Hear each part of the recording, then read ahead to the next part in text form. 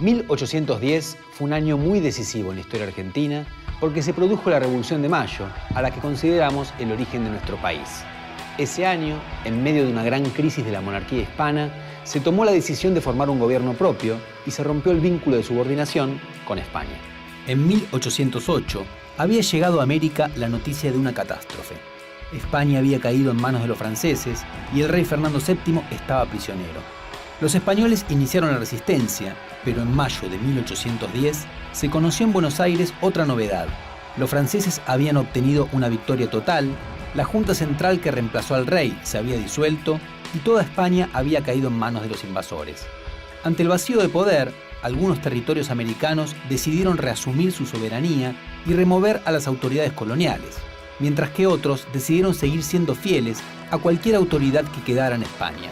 Al saberse la noticia, en Buenos Aires se impulsó la destitución del virrey y su reemplazo por una junta, creando un gobierno local que, si bien proponía romper con el dominio de España, todavía seguía siendo fiel al rey Fernando VII, que se encontraba preso.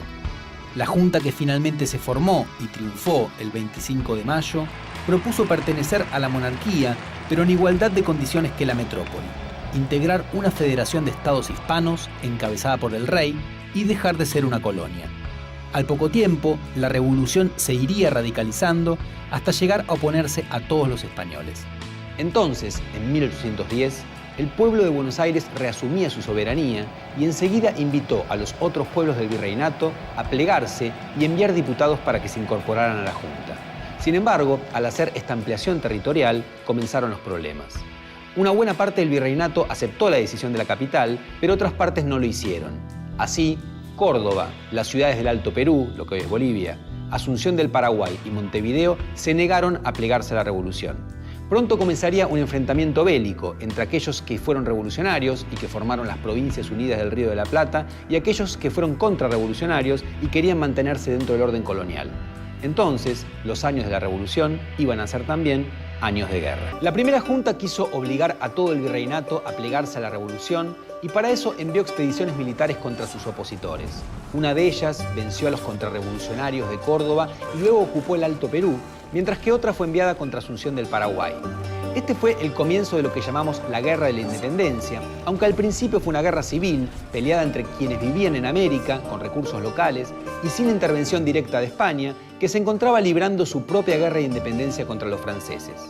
La revolución y la guerra tuvieron grandes consecuencias. Entre ellas destacan la aparición de una clase dirigente criolla, es decir, el surgimiento de lo que hoy llamaríamos los políticos, el ascenso de los militares a un lugar principal en la sociedad y la conversión de las clases populares en un actor político muy importante.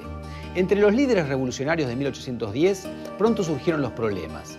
Un sector, encabezado por el presidente de la Junta, Cornelio Saavedra, quería limitar la revolución al autogobierno y no buscar más cambios sustanciales, mientras que otro sector, que dirigían el secretario de la Junta, Mariano Moreno, y el vocal, Juan José Castelli, buscaban ir más allá. Querían crear un orden nuevo que marcara el triunfo de la razón y la reinstalación de la libertad y de la justicia. Pronto comenzaron los enfrentamientos entre el sector moderado y el sector radical. Entonces, 1810 fue un año decisivo porque marcó la ruptura con el orden colonial y el comienzo de grandes transformaciones. Surgió una nueva entidad política que sería la base de nuestro país.